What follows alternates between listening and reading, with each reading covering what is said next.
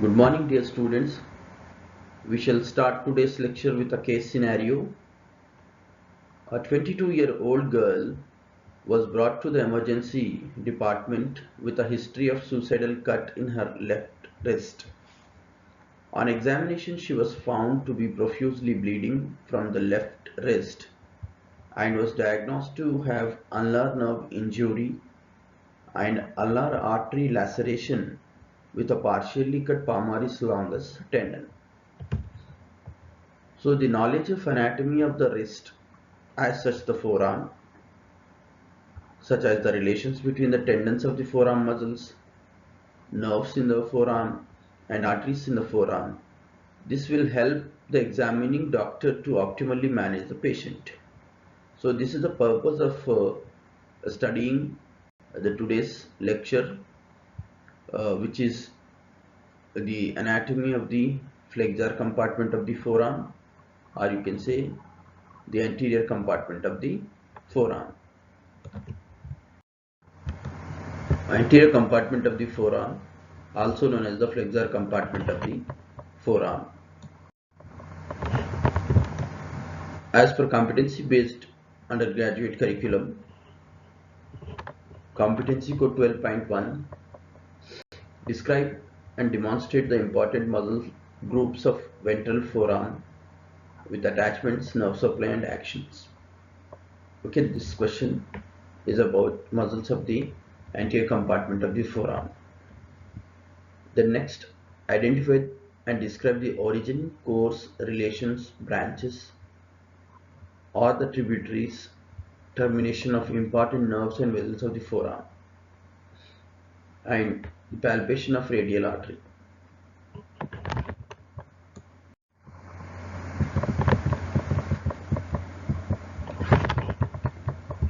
Coming to the introduction to the forearm, forearm extends between the elbow and the wrist. So it contains two bones, as you already know, radius laterally and ulna medially.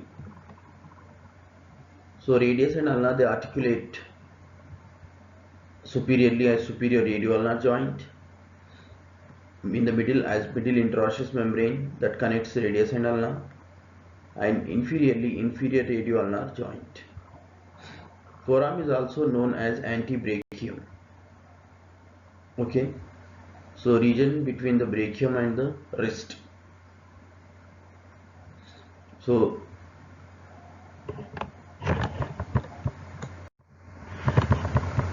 now what are the facial compartments of the forearm? Both the superficial and deep fascia are present in the forearm. Superficial fascia in the forearm is thin and has a minimal fat. The contents of the forearm are enclosed in antebrachial fascia, which is known as the deep fascia of the forearm.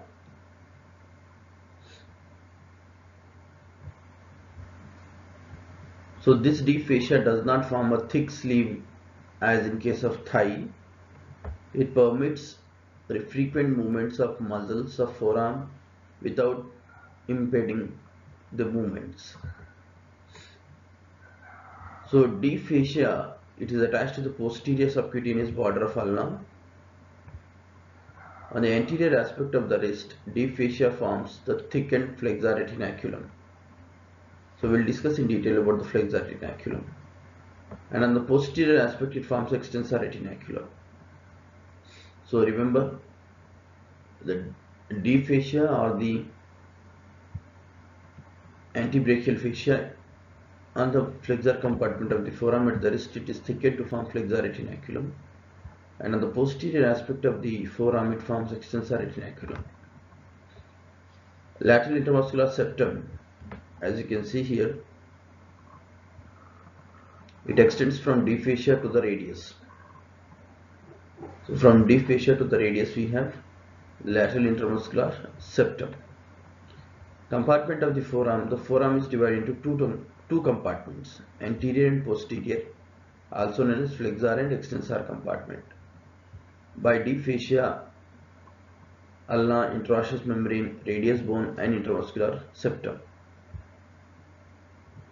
So you can see here This is the posterior compartment of the forearm, and this is the anterior compartment of the forearm. So in between these two we have the lateral intermuscular septum. Okay.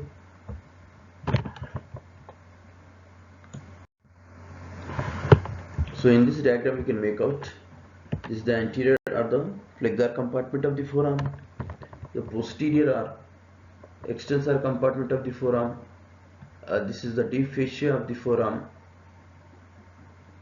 and there is a demarcation between the anterior and posterior compartment of the forearm, that is lateral intermuscular septum,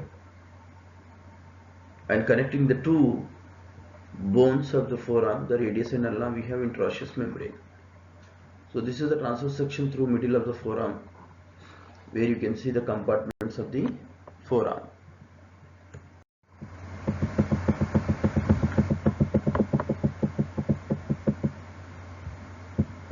Let us discuss about anterior compartment of the forearm. Anterior compartment of forearm is separated from posterior compartment by deep fascia, ulna, interosseous membrane, radius and lateral intermuscular septum. So these are the structures which are separating anterior compartment from the posterior compartment. Deep fascia, ulna, interosseous membrane, radius and lateral intermuscular septum. What are the contents in the anterior compartment of the forearm? So mainly we have muscles. Okay. You also find nerves, vessels. The anterior compartment of the forearm contains following structures: muscles, which have been divided into superficial group and the deep group. The muscles of the anterior compartment, they have been divided into superficial and the deep group. In the superficial group we have 5 muscles: the pronator arteries, flexor carpi radialis, palmaris longus, flexor digitorum superficialis, and extensor carpi, flexor carpi ulnaris. The deep group we have flexor pollicis longus, flexor digitorum profundus, pronator quadratus. So 3 muscles we have: flexor pollicis longus, flexor digitorum profundus, pronator quadratus. So we'll study in detail about individual muscle, the origin, insertion, nerve supply, action of all the 8 muscles of the forearm. So in the superficial group we have 5 muscles, and in the deep group we have 3 muscles. Then we have arteries in the forearm, the radial and the ulnar artery. The nerves we have median nerve, ulnar nerve and the radial nerve.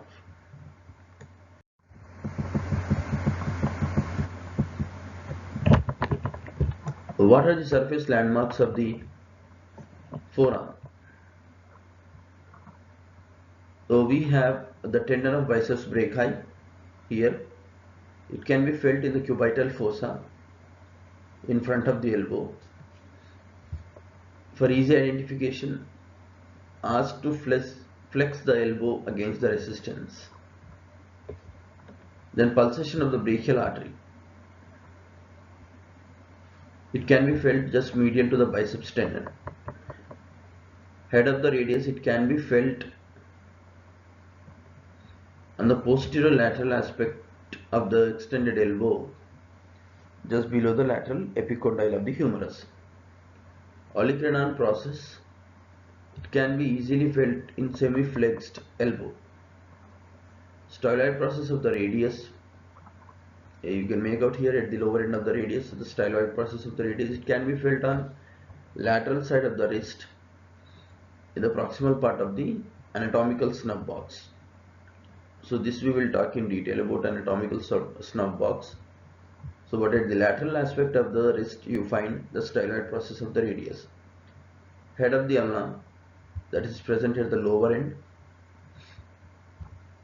It can be felt as a rounded elevation on the medial side of the anterior aspect of the wrist. Then styloid process of the ulna, it can be felt on posterior medial aspect of the wrist. It is about 1 cm higher than the styloid process of the radius. So these are the surface landmarks of the forearm.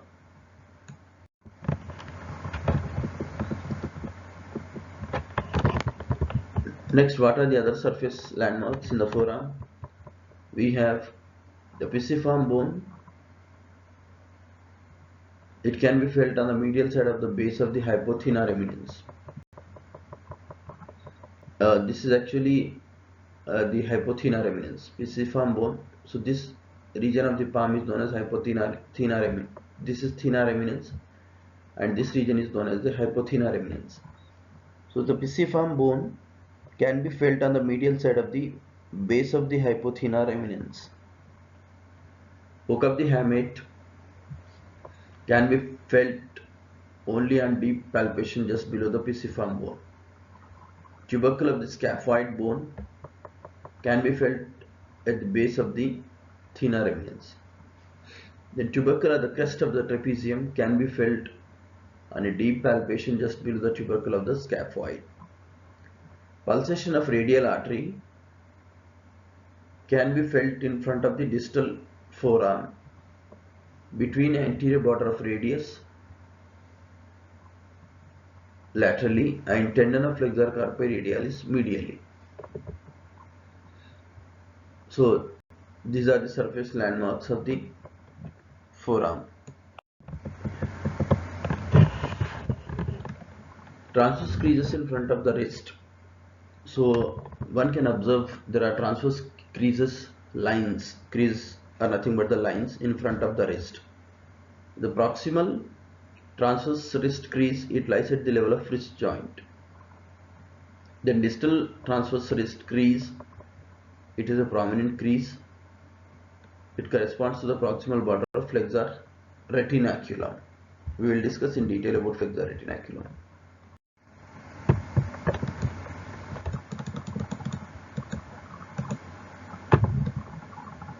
Let us discuss about the superficial muscles of the front of the forearm.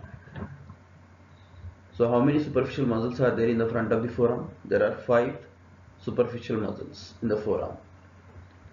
So number 1 is pronata teres.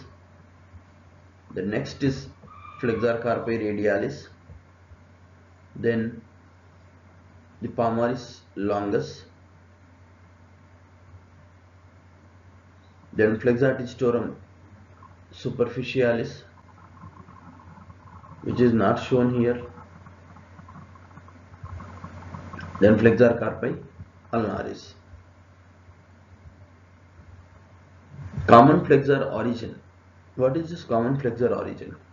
All the superficial flexor muscles of the forearm, they originate from the medial epicondyle of the humerus. So from where?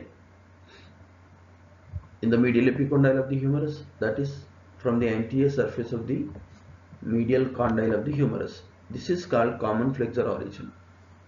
Other than common flexor origin, these muscles may originate from radius and ulna. Okay, that you should remember. But all the flexor muscles of the forearm, they originate from the common flexor origins, but there are some muscles also extend from radius and ulna. That is other than the common flexor origin. So due to common origin of the superficial muscles of the forearm, they should be identified away from the origin. Okay, because it is very difficult to identify at their origins, because all are arising from one common origin, that is from the anterior surface of the medial epicondyle. So it is difficult to identify individual muscles. So what you have to do in the dissection hall, you have to trace the tendons of these muscles. Okay, then you have to separate out, then you have to find out each and every muscle. So these are the superficial muscles of the forearm, except the flexor digitorum superficialis. We can see here the pronata teres, the flexor carpi radialis, palmaris longus, and flexor carpi ulnaris. So this is actually the right anterior view. So insert showing a way to remember and identify these muscles.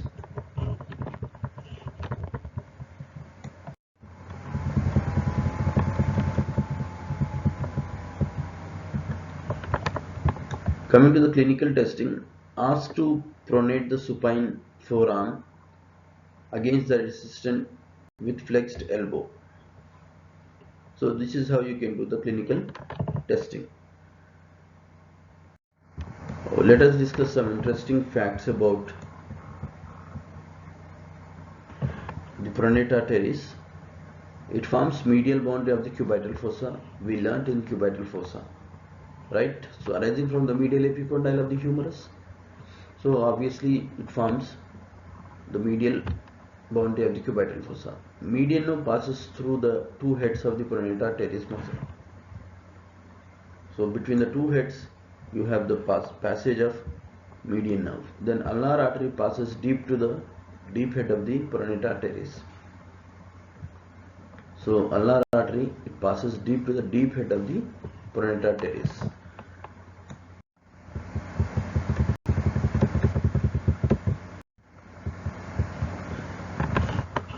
So what are some interesting facts about the flexor carpi radialis? The tendon of flexor carpi radialis is a guide for palpation of radial artery, which lies lateral to the tendon and the anterior aspect of the lower part of the radius. The tendon of flexor carpi radialis passes through a separate compartment deep to the flexor retinaculum to reach second, third metacarpals. Palmaris longus, it is a small fusiform belly and a long tendon.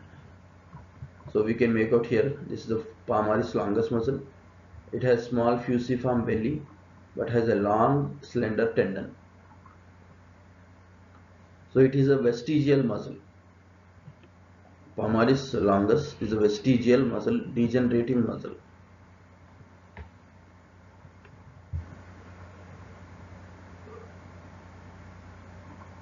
Origin, it originates from the medial epicondyle of the humerus. Direction, the tendon runs vertically downwards to the middle of the front of the wrist. The tendon crosses the flexor retinaculum superficially. Insertion, its cord-like long tendon inserts on the flexor retinaculum.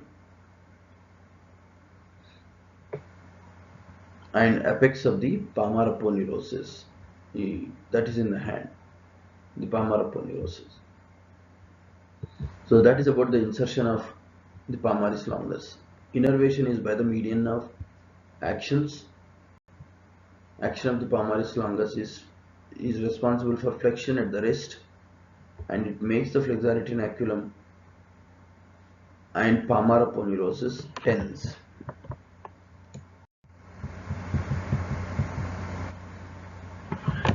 So some interesting facts about palmaris longus tendon.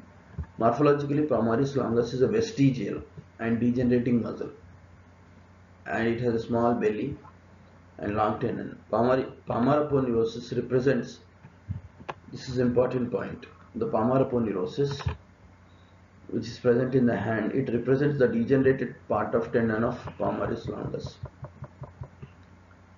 Palmaris longus is absent in 14% population. Tendon grafting. So palmaris longus is commonly used for tendon grafting as its removal does not affect any action. So that we can make out here in this picture. So the tendon of each finger divides into medial and lateral slips, which are attached to the sides of the middle phalanx.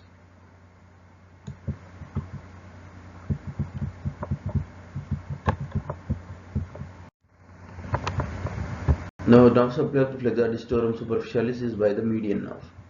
Action, it is responsible for flexion of the proximal interphalangeal and metacarpophalangeal joints and flexion of the wrist joint. So in this diagram we can see flexor digitorum superficialis, the humeroulnar head and the radial head. Radial head arises from anterior oblique line of the radius. Okay. So insertion middle phalanges of medial 4 fingers. The index finger middle finger, ring finger and the little finger.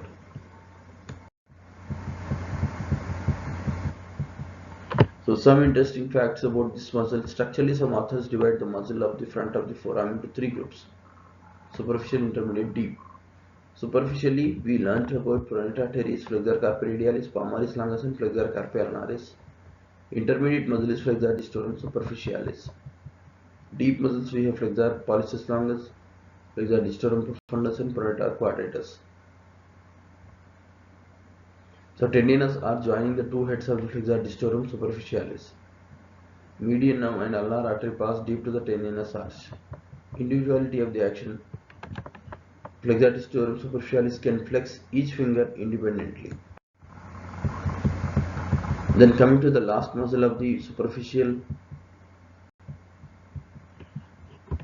muscles of the flexor compartment of the forearm, flexor carpi ulnaris. So as you can see, the flexor carpi ulnaris origin from the medial epicondyle. So it is a medial most muscle and fusiform muscle superficial layers up front of the forearm. It has two heads: small humeral head, origin from the medial epicondyle of the humerus. Then large ulnar head originates from the medial aspect of the olecranon process and posterior border of ulna. So direction of the fibers, muscle fibers form fusiform belly and long tendon. Insertion, it is inserted into the pisiform bone. So the name itself tells you that the flexor carpi ulnaris is supplied by ulnar nerve. Actions: the wrist joint, flexion along with the flexor carpi radialis, adduction along with the extensor carpi ulnaris. Except the flexor carpi ulnaris, which is supplied by ulnar nerve. Okay, so up to here we have discussed about the superficial muscles of the flexor compartment of the forearm. What are they? Number 1, pronator teres. Number 2, flexor carpi radialis. Number 3, palmaris longus. Number 4, the flexor digitorum superficialis. The number 5, flexor carpi ulnaris. Okay, you have to remember origin, that is the common origin. Okay, heads of the pronator teres and heads of the flexor carpi ulnaris, direction of the fibers. Okay, then insertion of the particular muscle, then the nerve supply of the particular muscle. Okay, so dear students, this is the table showing the superficial muscles of the anterior compartment of the forearm. So we have discussed about the pronator teres, flexor carpi radialis, palmaris longus, flexor digitorum superficialis and flexor carpi ulnaris. So origin, insertion and actions are given in this table. You can go through this table. Remember, dear students, I would like to tell you one thing, that today's lecture is about only the superficial muscles of the forearm, their origin, insertion, of supply, action, which we have discussed. About the deep muscles, I will upload another video. Okay, so before we go for the deep muscles of the forearm and the flexor retinaculum, about the radial nerve and median nerve and radial artery. So be perfect with the superficial muscles of the forearm. Okay, I will cover the remaining part of the lecture in the next video. Thank you very much.